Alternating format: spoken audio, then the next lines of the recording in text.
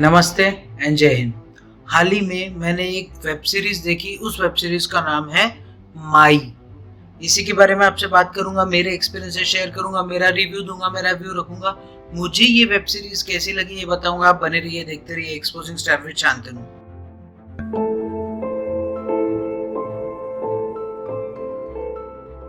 तो हाल ही में मैंने एक वेब सीरीज देखी। उस वेब सीरीज का नाम है माई।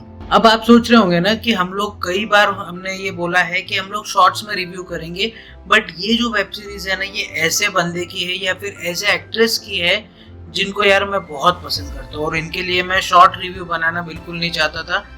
सबसे पहले इसके स्टारकास्ट की बात कर लेते हैं। सबसे पहले इसमें है मेरी पर्सनल फेवरेट और बहुत ही जबरदस्त एक्ट्रेस साक्षी तन्वर। इनको कोई पहचान की ये मोहताज नहीं है। इन्होंने जितने भी मूवीज की है, जितने भी रोल किए हैं, जितने भी सीरियल किए हैं, जितनी भी वेब सीरीज की है, हमारे दिलो दिमाग पर एक छाप छोड़ी है इन्होंने।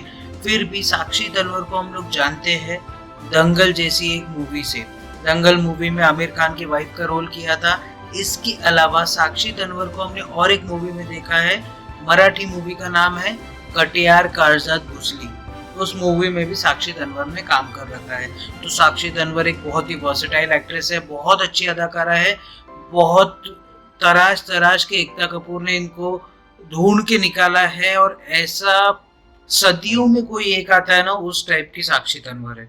तो ये तो भी स्टारकास्ट की बात। अब बात कर लेते हैं इसके प्लॉट की। माई का प्लॉट है क्या? होता यह है कि साक्षी तन्वर एक नर्स रहती है, एस्पिरेंट रहती है कि उनको तो डॉक्टर ही बनना है। उनके घर वाले चाहते थे कि साक्षी तन्वर एक बहुत बड़ी डॉक्टर बने।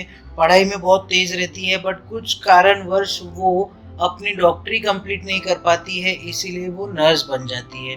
नर्स बनने के बाद में भी अपना प्रोफेशन बहुत अच्छे से निभाती है, सब चीज़ें अच्छे से चलती है। एक दिन उनकी बच्ची का हो जाता है एक्सीडेंट, और उनकी बच्ची का जो वोकल कॉर्ड है वो हो जाता है डैमेज। उस वजह से साक्षी तन्वर की जो बेटी रहती है वो बात नहीं कर सकती, बट उनकी बच्ची भी बहुत टैलेंटेड रहती है।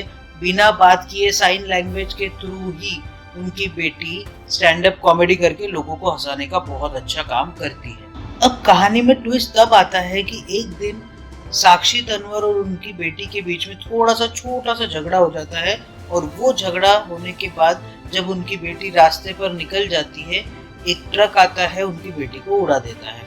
सब चीजें सही चल रही होती है, पर उनकी बेटी की हो जाती है मौत।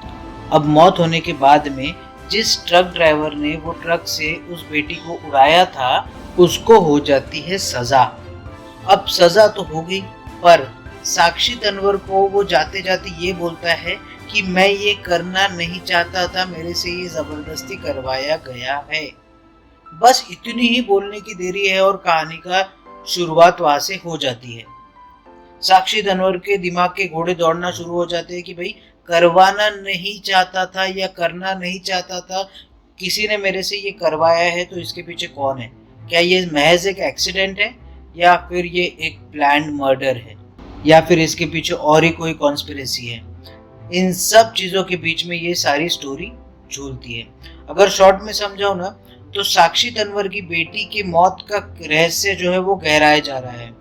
साक्षी तन्वर की बेटी की मौत एक एक्सीडेंट में होती है, पर क्या सही में वो एक्सीडेंट होता है या फिर वो मर्डर होता है? और अगर ये मर्डर होता है तो कौन ये मर्डर कर रहा है? कहीं साक्षी तन्वर के पति तो ये मर्डर नहीं कर रहे, कहीं साक्षी तन्वर के पति के बड़े भाई तो ये मर्डर नहीं कर रहे, या फिर कहीं साक्षी तन्वर ही तो इन सब में इन्वॉल्व नहीं है? और अगर ये नहीं, तो क्या कहीं बड़े पॉलिटिकल पार्टीज का पैसा या सब चीज़ें इसके वजह से ये इन्वॉल्वमेंट है, उस वजह से उस लड़की की जान गई है? इन सब चीज़ों के बीच में ये सारी स्टोरी झूलती है। तो ये तो होगी स्टोरी की बात। अब बात कर लेते हैं इसके एक्टिंग की। एक्टिंग की क्या बात करूँ यार मैं, आपको सोचो, क्योंकि साक्षी तन्वर है तो बॉस आप खुद समझ सकते हो कि एक्टिंग किस लेवल की होगी। मतलब सिर्फ जब साक्षी तन्वर आपके स्क्रीन पे आएगी ना, तब आपको पता चल जाएगा कि बस यार अभी अपने को और कुछ नहीं देखना है।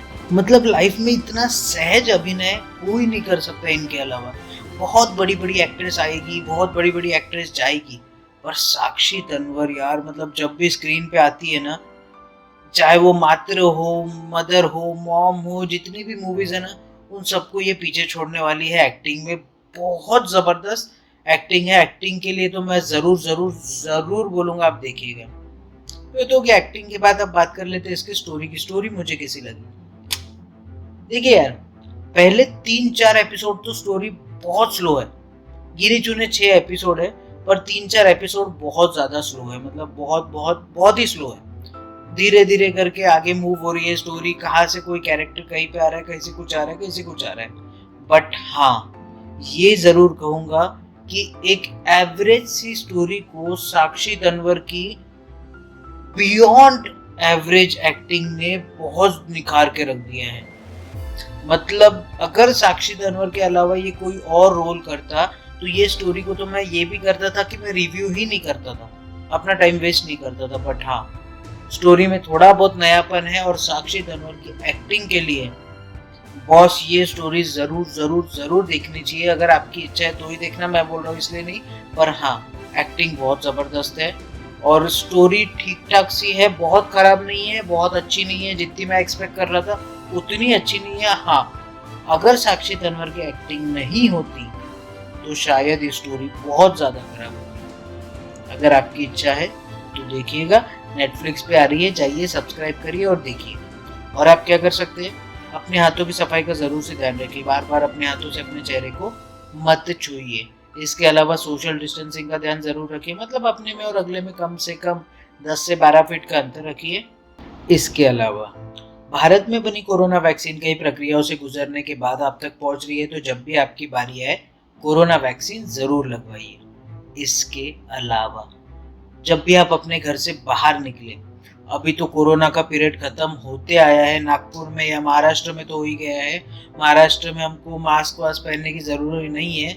बट अगर कहीं भीड़ भाड़ वाले इलाके में जाते हो ना, तो मास्क जरूर पहनिए। एक प्रिकॉशन ले लीजिए यार, थोड़ी देर के लिए पहन के रख लीजिए, फर्क क्या पड़ता है। वैसे भी पैंडेमिक डिजास्टर एक्ट जो था वो महाराष्ट्र से हटा दिया गया है, तो हम लोगों को तो जरूरी नहीं है। पर अगर आपके स्टेट्स वालों ने ऐसा कुछ नहीं किया है तो आप मास्क जरूर पहनिए।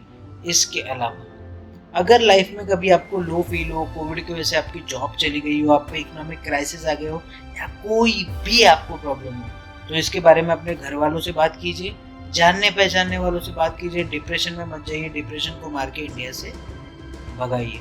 और अगर मेरे पास में और भी कोई टॉपिक आता है तो उसके ऊपर मैं एक वीडियो बना दूंगा। तब तक के लिए आप बने रहिए, देखते रहिए एक्सपोजिंग स्टार विद शांतनु। जय हिंद।